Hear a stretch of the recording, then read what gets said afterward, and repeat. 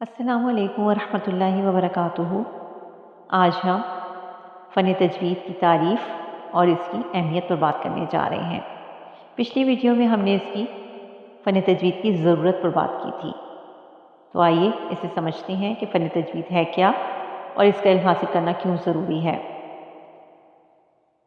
पहली बात तो ये कि जब हम कोई इल्म हासिल करना चाहते हैं या सोचते हैं इस बारे में, तो हमें ये पता ज़रूर होना चाहिए कि वो इल्म है क्या और फिर उस इल्म को हासिल करने का हमारा मकसद क्या है।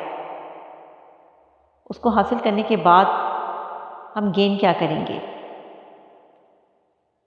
तो पहली बात ये कि फ़न तजवीद की जब तारीफ़ पर बात की जाए तो इसकी तजवीद का जो लुग़वी माना अगर हम बात करें तो वह है सुथरा करना या खरा करना। किसको? हुरूफ को। कौन से हुरूफ? अलिफ से या तक ये सब हुरूफ हैं अरबी के। ये टोटल 29 हुरूफ हैं। इन 29 हुरूफ को उनके मखारिज के साथ अदा करना। मखारिज किसे कहते हैं? मखारिज मखरज की जमा है और मखारिज कहते हैं इनके निकलने की जगह कि जहाँ से वो हुरूफ निकलते हैं। तो उनको लुग़वी माना हो गया सुथरा या खरा करना, यानी बिल्कुल पहचाने जाएं। जब कोई बंदा उनकी अदायगी करे उन हुरूफ की तो वो हुरूफ बिल्कुल पहचाने जाएं।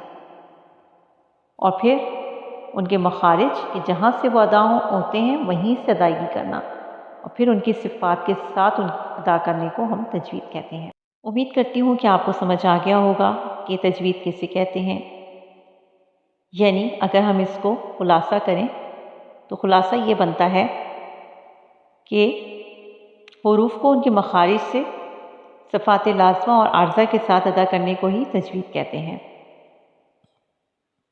और इसका मौज़ू हुरूफ तहज्जी हैं जो अलिफ से या तक है। अब अगर हम इसके मकासद पर बात करें तो सबसे बड़ा मकसद ही फ़न तजवीद को हासिल करने का ये है कि कुरान को सही पढ़ा जाए। और ये इल्म हासिल करना हर मुसलमान मर्द और औरत पर वाजिब है। किताबी सूरत में ये इल्म हासिल करना फ़र्ज़ किफ़ाया है, लेकिन इतना इल्म हासिल करना कि जिससे कुरान को सही पढ़ा जा सके, हर मर्द और औरत पर ये इल्म हासिल करना फ़र्ज़ ऐन है, जैसा कि कुरान पाक में है। अल्लज़ीना आतैनाहुमुल किताब यतलूनहु हक़्क़ तिलावती। जिन लोगों को हमने किताब दी है वो इस तरह इसकी तिलावत करते हैं जैसा कि तिलावत करने का हक़ है। ये कौन कह रहा है? ये हमारा रब कह रहा है। ये अल्लाह ताला फरमा रहे हैं। यानी और फिर दूसरी जगह क्या फरमाते हैं अल्लाह ताला? वरत्तिलिल क़ुरआन तरतीला। कुरान को ठहर ठहर कर हर हर्फ को एक दूसरे से जुदा करके पढ़ो।